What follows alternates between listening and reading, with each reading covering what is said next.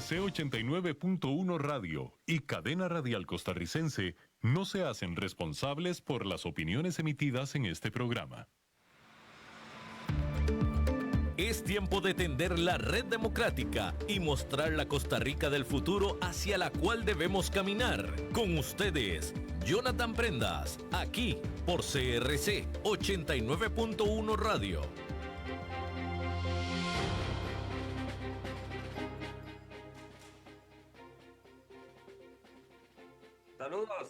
Saludos, ¿qué tal mis buenos amigos de la Red Democrática? Bienvenidos una vez más a su programa de Red Democrática Edición Economía, una edición en la cual todos nos reunimos para poder aprender de economía y por supuesto para poder generar pensamiento crítico que nos permita tomar decisiones pues apropiadas y como todos los viernes con el amigo de las finanzas, el amigo de la prospección financiera, don Vidal Villalobos, que por ahí lo vi bien acompañado, así que saludos mi querido Vidal y saludos a Marco que anda por ahí también. Sí, Marquito aquí te está enviando un saludo, pero la pandilla se complementa con Juan Manuel Tirado y hubo otro poco más de artistas que tenemos aquí hoy en la mañana. Caramba, Buenos días. podemos hacer un foro ahí. Perfectamente los podemos sentar aquí dentro de algún momento y conversar. Muy buenos días a todos y todas, muy buenos días, Jonathan. Un abrazo a la distancia y como siempre todos los viernes atentos a lo que ha estado ocurriendo en el mercado global, en el mercado internacional, con la finalidad, como siempre dice el capitán Prendas, darles información para una adecuada toma de decisión. Así es, mi querido Vidal, y ha pasado mucho. Geopolítica, geomilitar, geoeconómica, prospecciones que salieron, ideas que están saliendo, y hay demasiada carnita en el asador, así que vamos haciendo los cortes correspondientes. Con muchísimo gusto. De hecho, yo traigo, como siempre, preparada una agenda, una receta un poco aderezada de cosas, pero, don Jonathan, si usted quiere un tema en particular, simple y sencillamente lo tira a la mesa y tratamos de cocinarlo, porque se nos hace muy corto a veces el espacio de 50 y algo de minutos para poder abarcar tanta cosa que queremos contarles. Voy a decirles en primera instancia de la parte internacional eh, que hubo algunos detalles interesantes al cierre de la semana anterior. Nosotros lo estuvimos viendo en vivo prácticamente hace 8 días y fue que la Corte Suprema de los Estados Unidos declaró ilegal los aranceles de Trump. Trump ya había anunciado que seguiría con aranceles usando otras vías. Luego declaró un arancel general del 10%, amenazando luego con un 15%, pero no lo ha hecho. Y hubo reacción de las contrapartes. Y todo esto generó realmente mucha incertidumbre y reacción, por ejemplo, de China, reacción también de los estados, de los estados y asociados a o las repúblicas en Europa que también reaccionaron ante esta situación. Bueno, ¿qué pasó precisamente ahora más bien entrando a esta semana? Entrando a esta semana, el presidente hizo la presentación, me refiero a Trump, de su primer informe del Estado ante el Congreso. El más largo de la historia, dicen. El más largo de la historia, 1 hora 47 minutos, pero Trump, que ha tenido sus programas de televisión, sabe cómo poner en escena ciertas cosas. Y entonces estratégicamente invitó a ciertas personas que llegaran y las presentaba para recibir aplausos, etcétera, etcétera. Ustedes que probablemente siguieron ya sea la totalidad de la presentación o los resúmenes televisivos, se dieron cuenta de que esto es así, tradicional. Si el presidente es demócrata, el ala demócrata cada 4 palabras se pone de pie a aplaudir. Claro. Pero los republicanos se quedan sentados, como en el caso de Biden. Ahora fue al revés. Ahora eran los republicanos los que frenéticamente aplaudían a las declaraciones del presidente Trump mientras que los demócratas se quedaron sentados. Habló de varios temas, de los temas que a nosotros nos interesa, que tienen un impacto importante en el tema de la economía. Habló, por ejemplo, de inmigración. Cuando habló de inmigración, usó una frase que se ha hecho célebre por la reacción de los demócratas. Él dijo que el primer deber del gobierno estadounidense es proteger a los ciudadanos estadounidenses, no a los extranjeros ilegales. Claro, los demócratas se quedaron sentados, mientras que los republicanos intentaron sostener en el tiempo el momento, enfatizándolo, y se pusieron de pie y aplaudieron mucho más de lo que regularmente se aplauden estas cosas, enviando un mensaje, me parece, don Jonathan, de cara a lo que tendremos en noviembre, que son elecciones de medio periodo. Así es, elecciones que estoy seguro van a traer muchas sorpresas, unas que están en libreto y otras que no, porque los enojos están en su máximo apogeo en todo Estados Unidos. Las encuestas de popularidad del presidente no lo están respaldando, así que él necesita hacer cosas que le reviertan ese proceso. Así es. Otra de las cosas que a mí me llamó la atención, Jonathan, amigos, es que siempre ha habido una crítica de que grandes líderes políticos de los Estados Unidos que pueden manejar información sensible tienen sus propias carteras de inversión y compran acciones. Sí. Entonces él dijo que estaba pensando en prohibir la negociación de acciones ahí, precisamente en el Congreso, para evitar precisamente que se presenten malas vibras, en el sentido de que tal vez alguien escuchó alguna cosa y tome una ventaja no debida. Dirían en el pueblo, no es desconfianza, es precaución. Exactamente.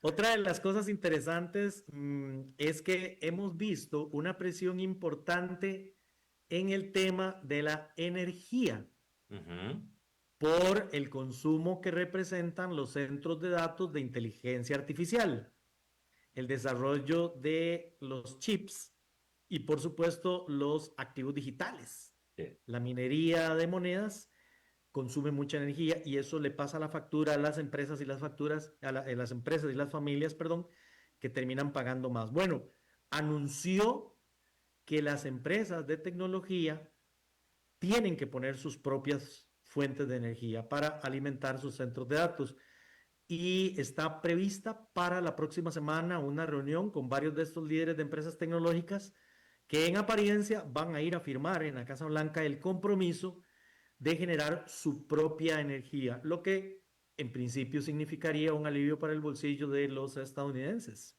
Eso es una muy buena pues, noticia en función de todos, de las personas comunes y corrientes y también de la generación de energías alternativas.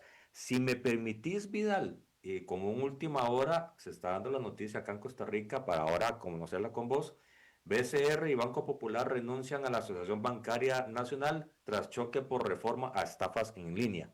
Y ahí, como tenés el foro de Juan Manuel, ahí también puedes generar insumos en su momento, si así lo crees oportuno y conveniente, porque esas noticias se las trae aquí en el país, pero sigamos en Estados Unidos.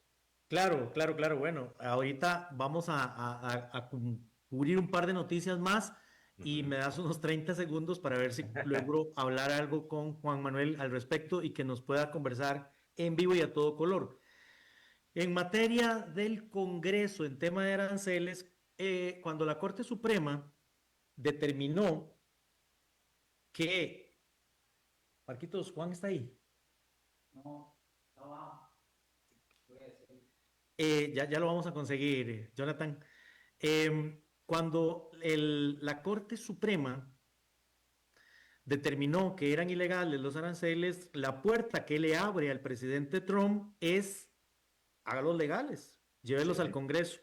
Y entonces el presidente dijo: no me voy a molestar, no voy a convertir mis aranceles en ley, voy a seguir buscando alternativas, y creo que los aranceles pagados por los países extranjeros van a reemplazar, dijo, el impuesto sobre la renta. Hacia eso él está apuntando.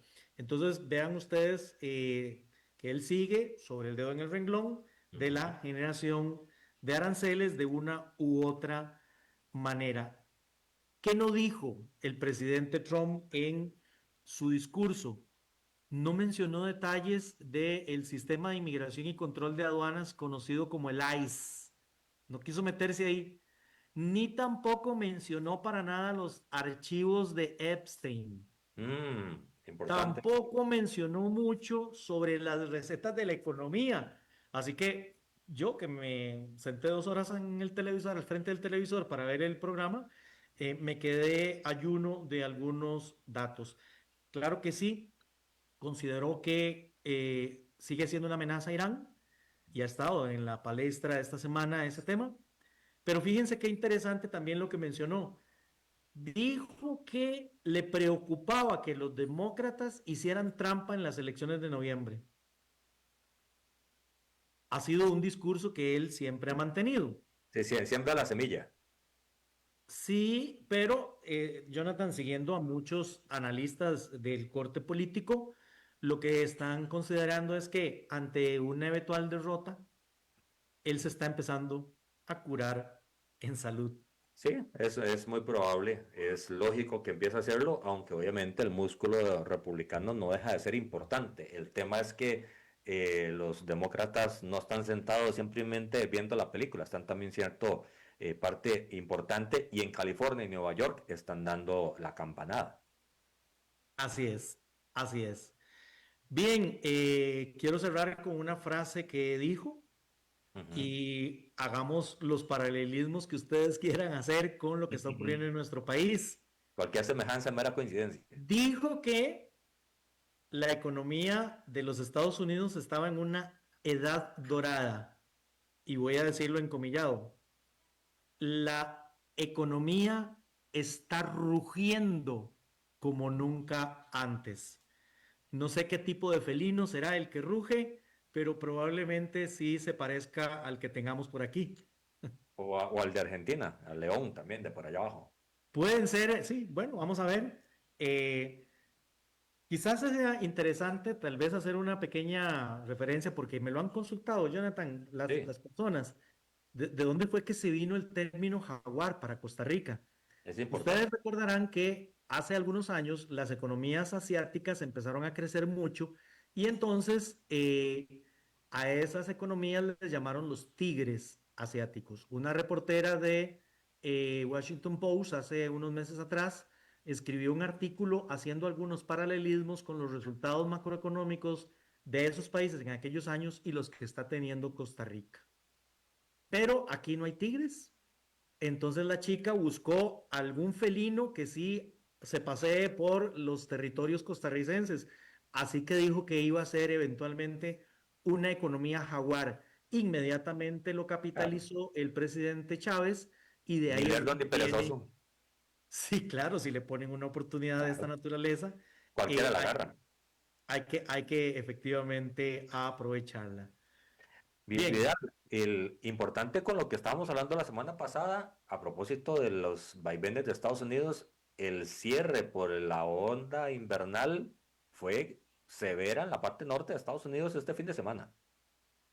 en efecto, y habíamos conversado que este tipo de cosas podría tener un impacto importante en la medida en que primero la gente salía a vaciar los estantes de los supermercados, Ujú. luego se caía la visitación a los supermercados y la visitación también a restaurantes, y que una vez que pasen estos efectos climáticos, la gente volvía a salir otra vez a las calles y a tratar de recuperar sus vidas. Entonces, que al final, que era la pregunta que tú me hiciste la semana Ujú. pasada, ¿cuál era el impacto? El impacto es cíclico, pero temporal, porque una cosa debería compensarse con la otra. Y eso es probablemente lo que pudimos haber visto precisamente Así es. en los Estados Unidos. Seguimos. Bien, les cuento datos del día de hoy. Como siempre, nos vamos a ir en vivo a ver qué es lo que está ocurriendo en este momento, hoy viernes 27 de febrero, en los mercados internacionales. Salió un dato, índice de precios al productor. Salió más alto de lo que se estaba esperando. Eso quiere decir que habrá que estudiar el informe con detalle, es muy probable que ya el tema de los aranceles de Trump se esté trasladando a los productores y de ahí luego a los consumidores. Pero ¿esto qué significa? Que si la inflación se mantiene alta en los Estados Unidos, se le van cerrando cada vez más las posibilidades a la Reserva Federal de bajar las tasas de interés. Entonces las tasas de interés deberían quedarse ahí un poco más altas. Las empresas tendrán que enfrentar tasas de interés más altas en sus compromisos crediticios y eso reduce la rentabilidad de las empresas. Entonces vean, todo esto lo hago para ir explicando los efectos que estamos viendo en este momento en el mercado. En este momento, el Dow se está cayendo 529 puntos, 1.07, bastante. El S&P 0,55, el Nasdaq 0,77 y Russell 2000, que es donde están las pequeñas empresas, las que no tienen un músculo financiero grande para pasar estas turbulencias y entonces son más sensibles. 1.75 se está cayendo. El indicador del miedo, el VIX, vuelve otra vez a 20. Ahora, esto quiere decir que la gente se está saliendo del mercado accionario. ¿Para dónde se va la gente que sale del mercado accionario? Hay dos grandes cajas en los portafolios de inversión. O invertimos en acciones o invertimos en bonos. Entonces, no es todo el mercado el que está saliendo, ¿verdad? Sino que una parte considerable del mercado que tiene que tomar el dinero y mandarlo a una inversión. Bonos. Habíamos mencionado que el bono del Tesoro de los Estados Unidos ya había recortado de 4.30 a 4.010 que estuvimos la semana pasada. No recortaba más porque las expectativas de que la Reserva Federal haga recortes adicionales en este año nos estaban dando. Este dato del índice de precios al productor retrasa todavía más esta situación. Pero entonces, si no van a bajar tan rápido las tasas, yo no bajo la tasa. Pero hoy la tasa está bajando por la llegada de gente que está saliendo de renta variable y se pasa a renta fija. Entonces a la gente no le interesa recibir tanta rentabilidad, lo que quiere es estabilidad, protección, refugio. El oro es refugio, los bonos del Tesoro de los Estados Unidos lo son. Y en este momento, 3.97 es la tasa de interés en los Estados Unidos para un bono de 10 años. Si esto se logra sostener en el tiempo, los mercados estarán ajustando la tasa de interés a pesar de que la Reserva Federal pueda hacer un retraso en su toma de decisión. ¿Qué le parece, mi amigo Prendas? Pues bastante importante para tomar decisiones, como siempre decimos al inicio del programa, porque si la gente se está saliendo en este instante y el ecosistema está enfrentando estas tensiones, pues como bien nos ha enseñado don Vidal Villalobos y don Juan Manuel Tirado, hay que ponerle atención. Así es. Echémosle un ojito entonces al otro activo refugio. Sí. Que tradicionalmente es el oro. ¿Me escuchan? Sí, señor, fuerte y claro. ¿Seguimos ahí vivos? Ok. Es que por un momento me pareció haber perdido la señal. Oro, 5.262 otra vez al alza. Está subiendo hoy un 1.32. La gente busca refugio. Y aquí hay otro elemento que también lo hace ver de esa manera. Quiero adicionalmente mencionarles algunos temas, ¿verdad? Porque, como decíamos, las bolsas hoy están negativas. El dato que salió fue el índice de precios al productor, que lo he mencionado, pero no he dicho el dato. La previsión era 0,3 en el mensual y salió en 0,58. En el subyacente, que quita volatilidad de alimento y energía, se estaba esperando en 0,3 y este es quizás el que más ha golpeado, porque se subió un 0,8%. Entonces resultan datos sorprendentemente diferentes a lo que estábamos esperando. Pero también hay reacciones en el sector tecnológico otra vez, en el sector de inteligencia artificial Vidal, otra vez. Vidal, una pregunta antes de entrar en la Sí, parte de inteligencia que estás planteando, artificial. ¿Este movimiento o esa necesidad de protección es coyuntural o lo ves más estacional a lo largo del tiempo? Es decir, ¿la migración y la baja se va a seguir dando o es prácticamente algo muy focal de este momento? eso es una muy buena pregunta. Mencioné que el movimiento no es toda la bolsa que se sale y se pasa para el otro lado. Eso sería un Así es. caos. Así es. Hay distintos tipos de perfil de riesgo dentro de los inversionistas. Hay inversionistas de largo plazo, como las operadoras de pensiones o los fondos, que hicieron sus números y que probablemente, a pesar de estas volatilidades temporales, se mantienen ahí, Ujú. porque están pensando en el largo plazo. Las volatilidades del corto plazo no deben ser una razón para desarmar una posición de largo plazo. Los que en este momento eventualmente sí se están saliendo son los que entran para tratar de aprovechar oportunidades de mercado. Entraron a unos precios, estaban esperando determinados precios, hay una toma de ganancias, hay un retroceso en las bolsas y esa primera capa se sale. Tendrían que llegar datos gruesos que confirmen una tendencia en particular para que estos otros inversionistas de larga data y de gruesa billetera tomen decisiones.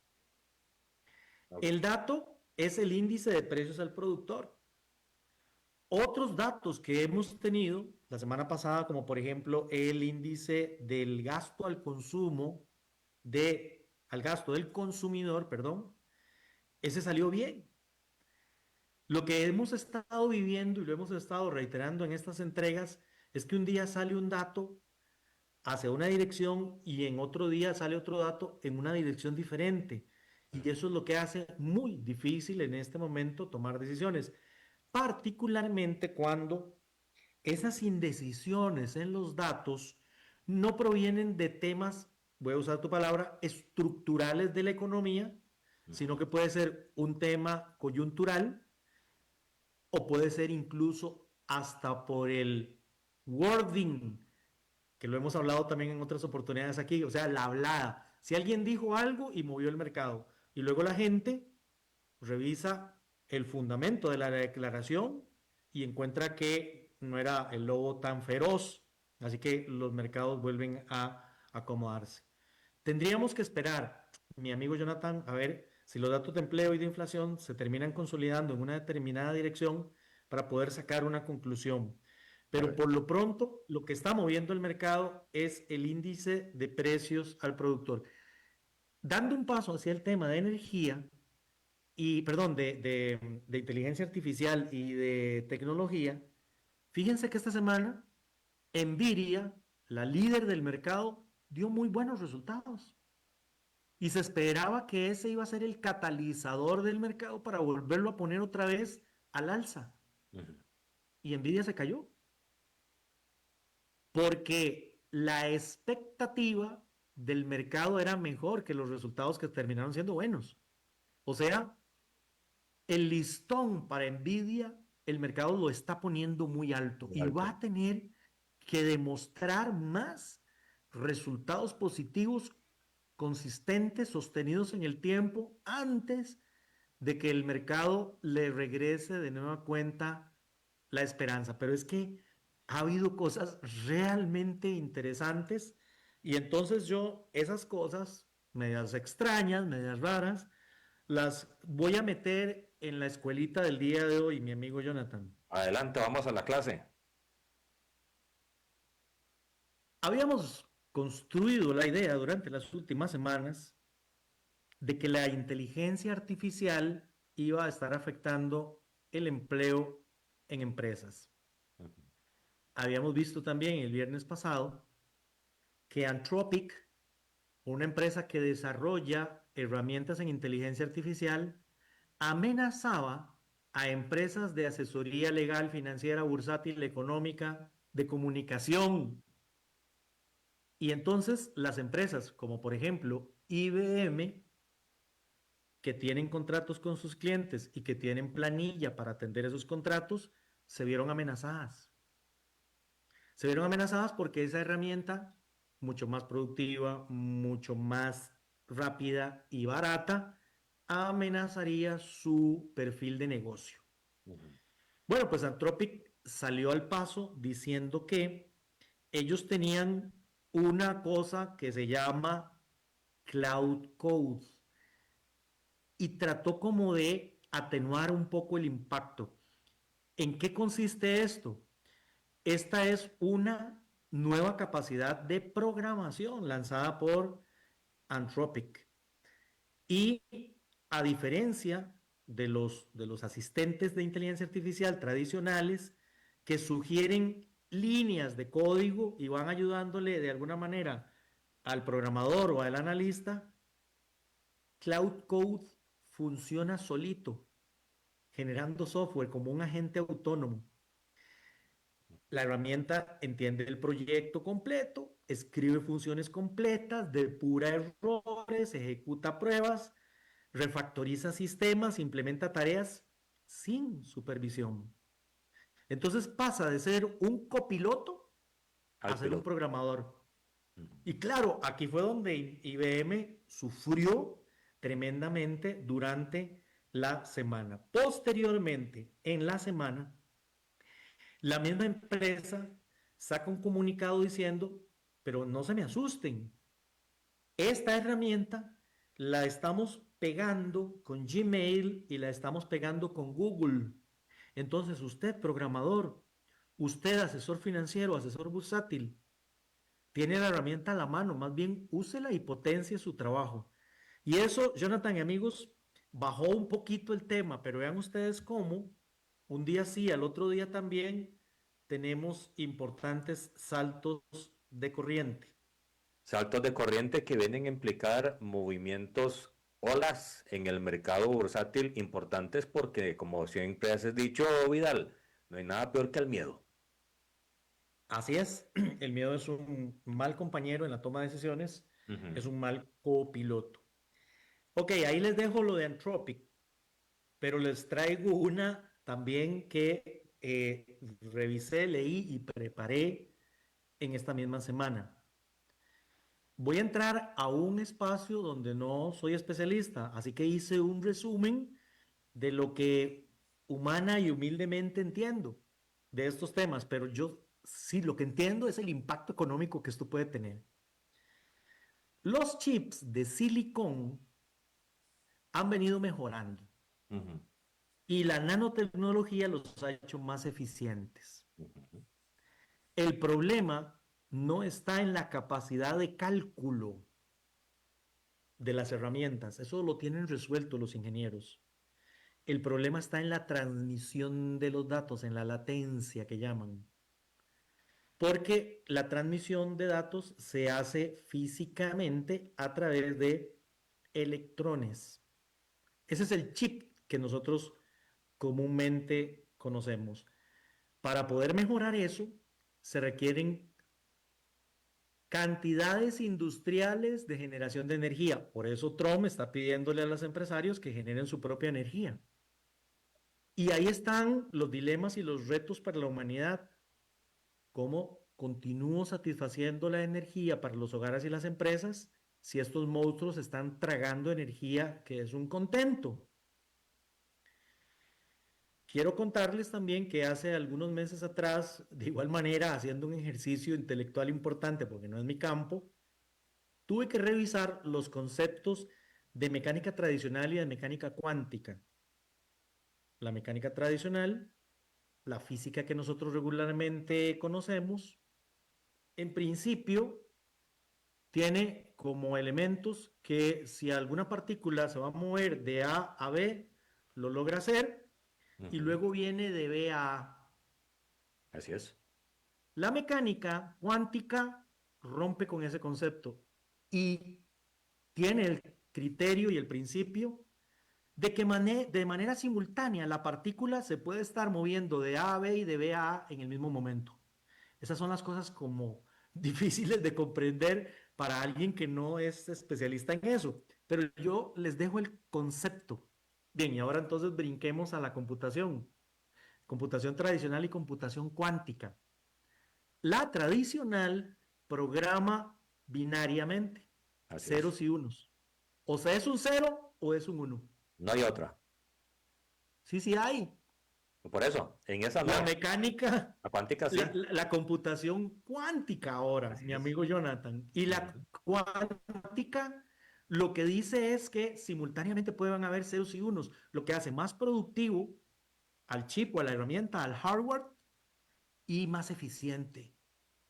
Eso significa que entonces se van a procesar mayores cantidades de datos y que esto va a terminar, yo no lo sé dónde. Lo que sí sé es que esto es realmente fascinante. Una estimadísima compañera, ingeniera en sistemas, me dijo, esto de la computación cuántica, véalo de esta manera. Generalmente usted tiene una moneda y tiene una cara y una cruz. Pero si usted con una potencia adecuada la lanza al aire y usted vuelve a ver la moneda, lo que está viendo es caras y cruces, caras y cruces, multiplicando el poder, la producción, los resultados de esto. Bien, esta semana un paso más. Los chips, como decían, transmiten la información a través de los neutrones. Pues ya no, apareció una empresa diciendo que viene una nueva arquitectura, la computación fotónica, que lo que va a usar son fotones, Ujú. o sea, va a usar luz.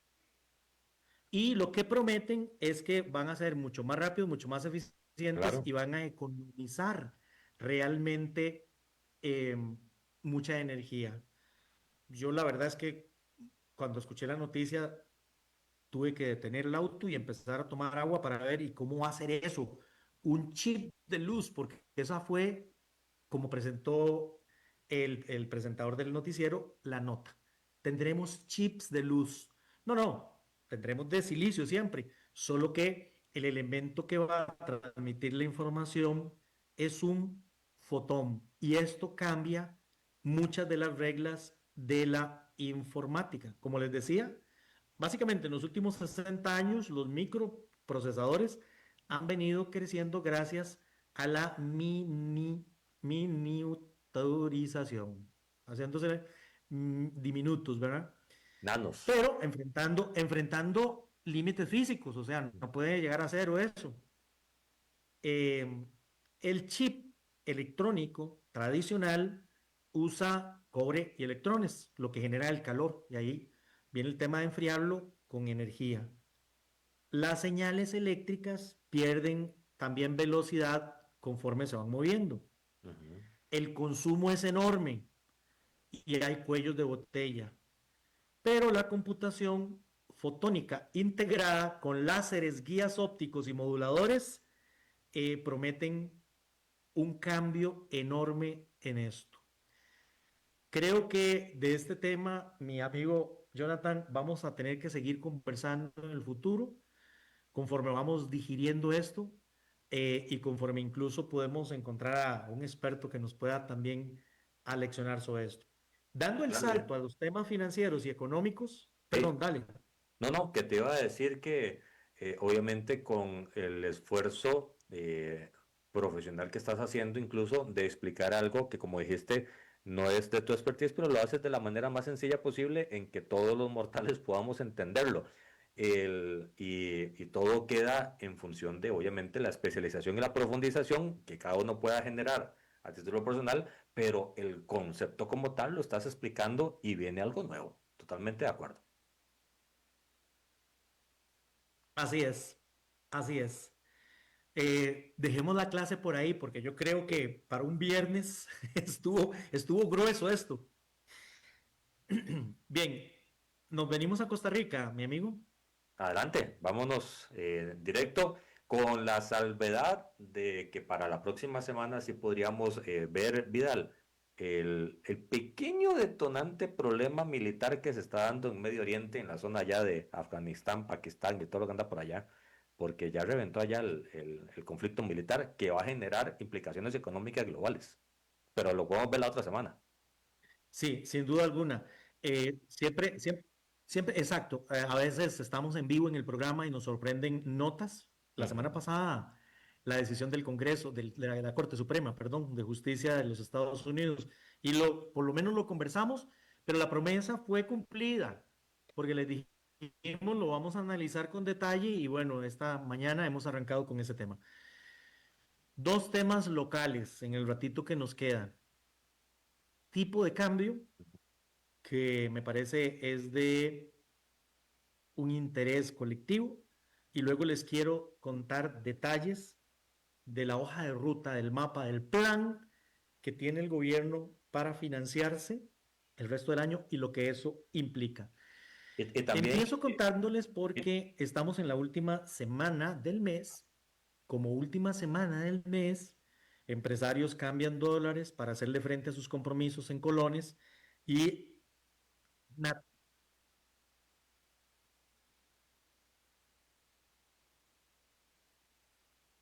disculpa, se me cortó ahí, Jonathan. tranquilo, tranquilo, seguimos, estamos totalmente en vivo vía plataforma digital y pues todos estamos claros que de los retos del país en 5G y tecnologías de la transmisión de datos, así que tranquilo, no hay problema, seguimos adelante.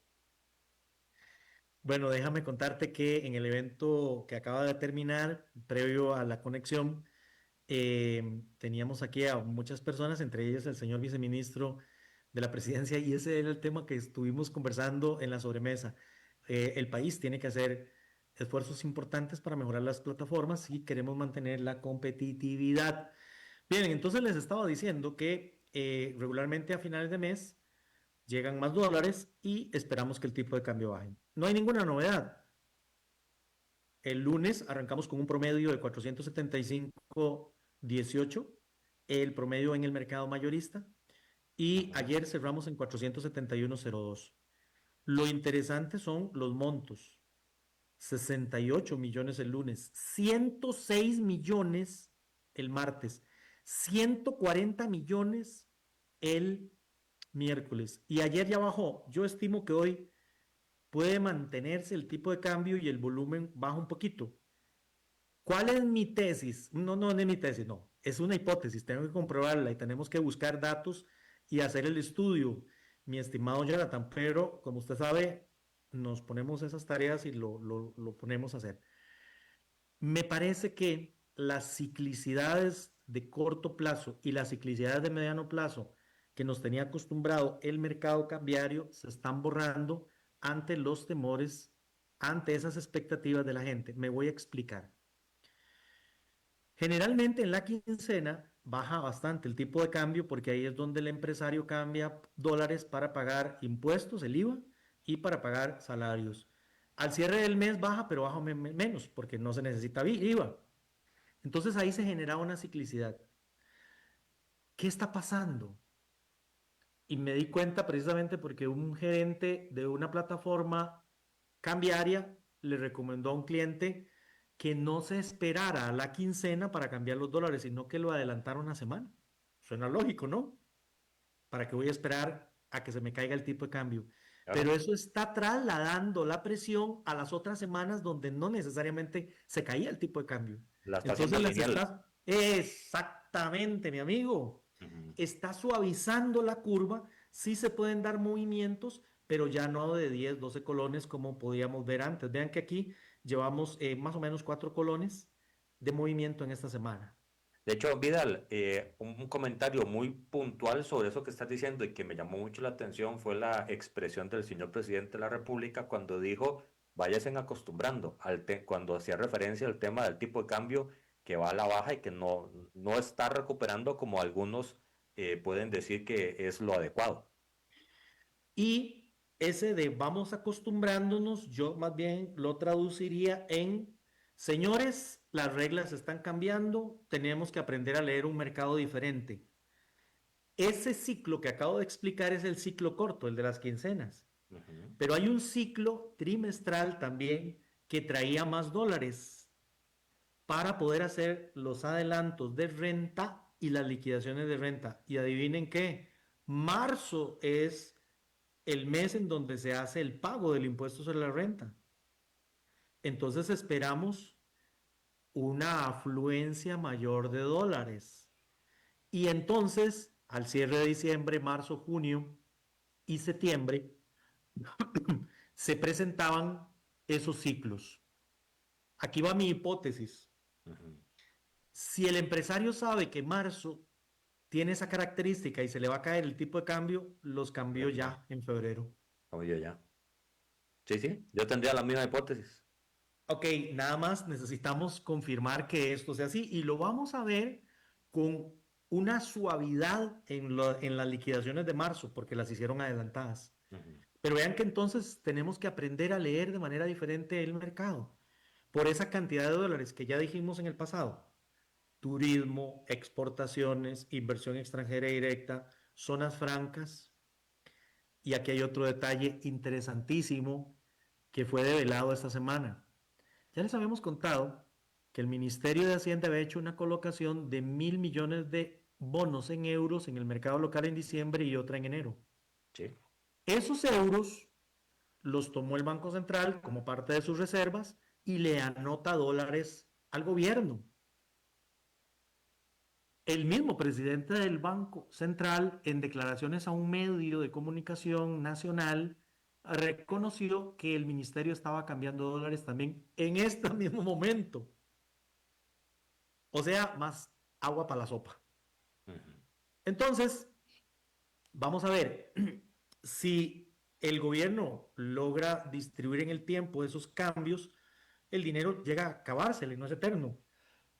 Lo mismo pasa con las necesidades de los empresarios. Los empresarios no salen desaforadamente a cambiar. Pero aquí entra ahora un elemento importante del otro tema interesantísimo en economía, que son las expectativas.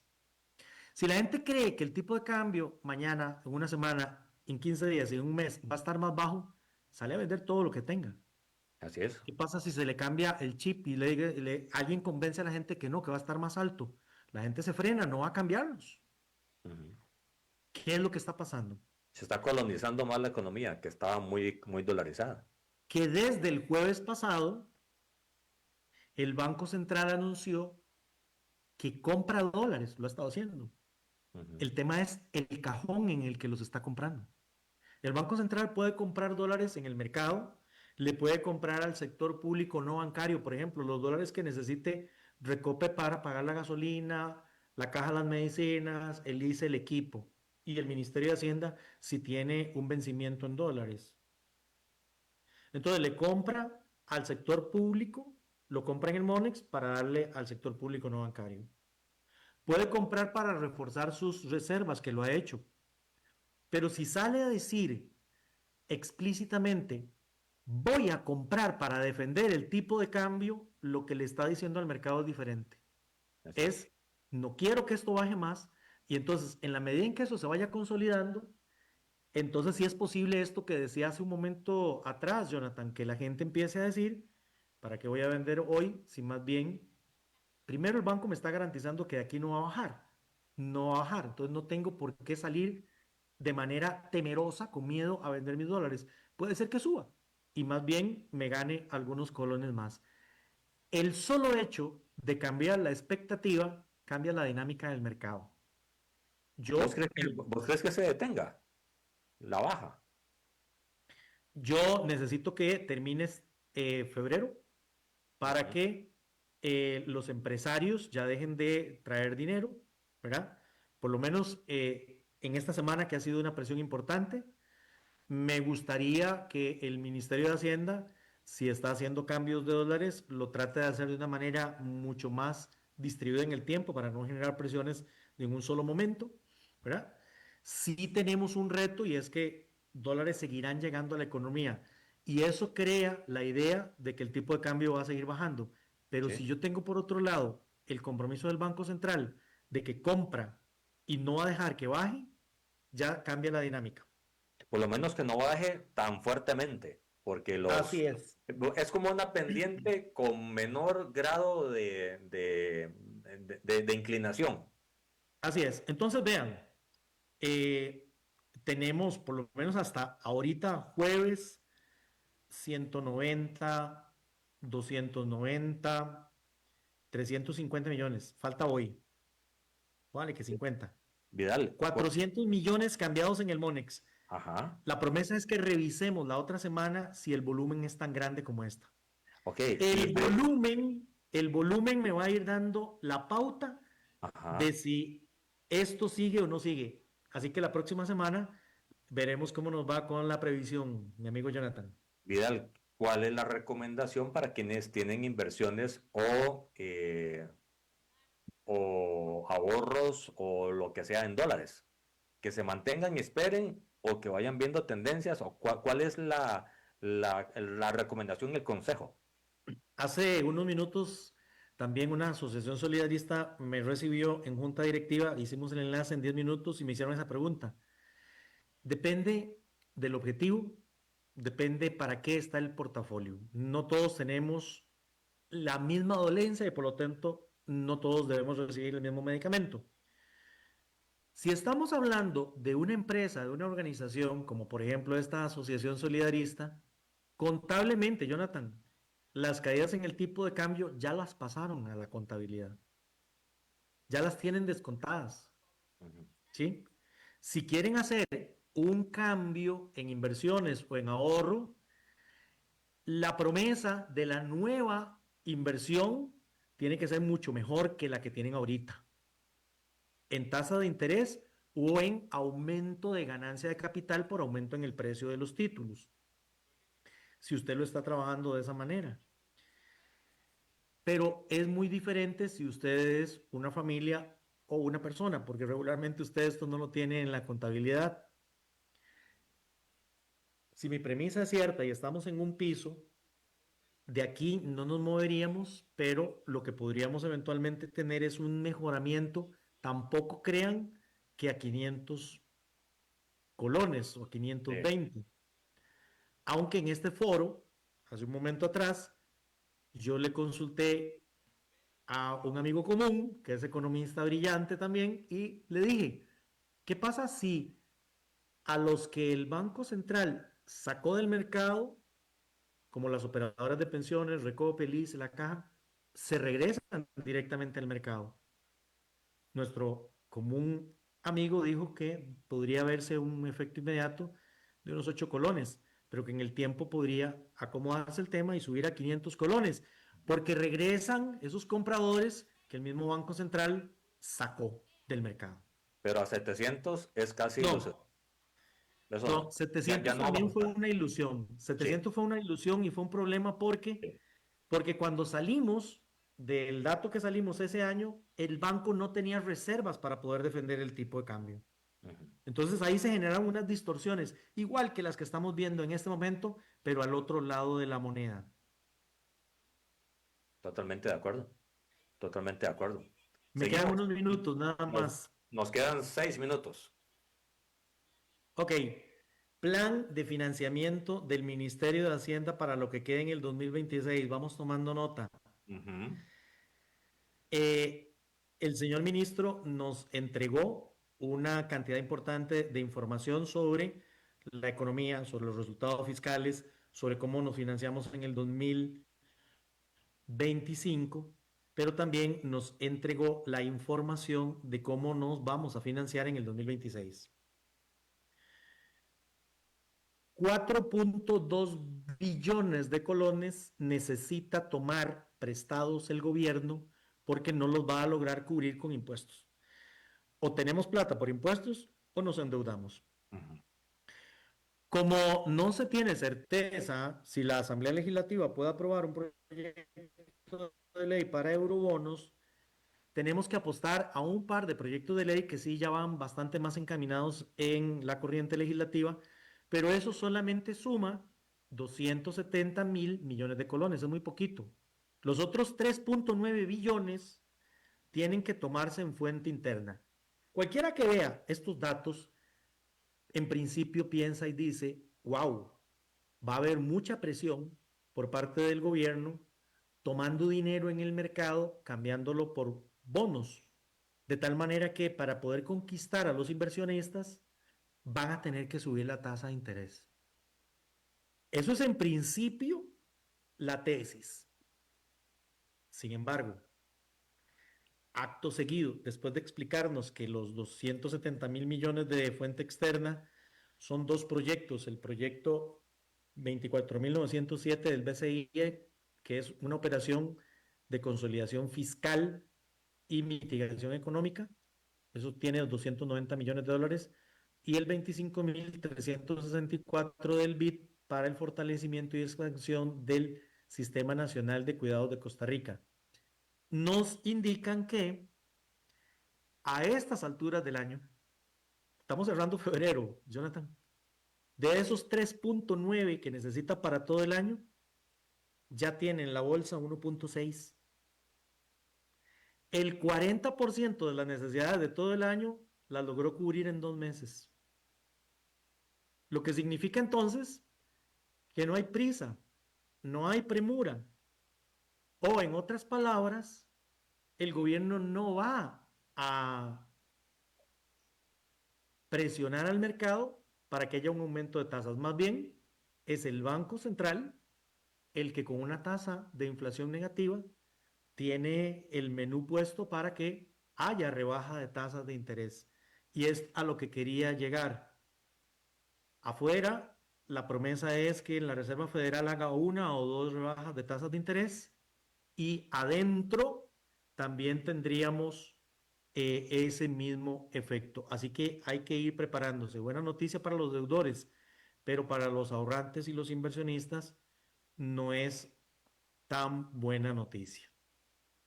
Y con eso estamos llegando a los últimos 2 minutos de programa, don Vidal Villalobos. No sé si nos queda algo por ahí, pues estamos ya con todo el menú hecho. Bueno, nada más esperar los próximos acontecimientos en los mercados internacionales. En la parte local también es importante que todos le demos seguimiento, sobre todo a los proyectos que la señora ministra de la Presidencia y futura presidenta de la República está negociando con las jefaturas actuales de la Asamblea Legislativa para tratar de adelantar material y que el 8 de mayo ya haya algo cocinadito. Pero esperemos también la consolidación de los proyectos de ley que la próxima presidenta le va a proponer a la nueva Asamblea Legislativa para discutir. Mi tesis en principio es que va a proponer cositas que se vengan con 29 votos. Sí, claro. Y cosas adicionales como las que requieren 38 votos, temas constitucionales o la aprobación de los eurobonos, tiene que quedar para después. No va a haber como mucha... De hecho, hay un tema que ya salió de que lo va a pedir, parece, es el tema de que el endeudamiento externo no pase por la Asamblea Legislativa, sino que sea prerrogativa de Hacienda y el Ejecutivo si se hace o no y cuándo se hace. Sí, digamos que pasa por Asamblea en el momento en el que se aprueba el presupuesto, ahí lo tienen que ver.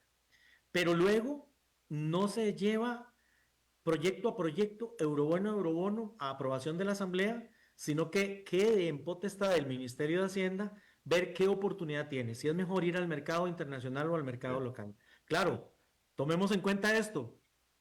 Vienen 3.200 millones que Heineken le va a pagar a los inversionistas de FIFCO. Es muy probable que no lo cambien a colones, entonces no debería haber riesgo ahí. Y por otro lado, está el proyecto de ley para los 13.500 millones de eurobonos, más dólares.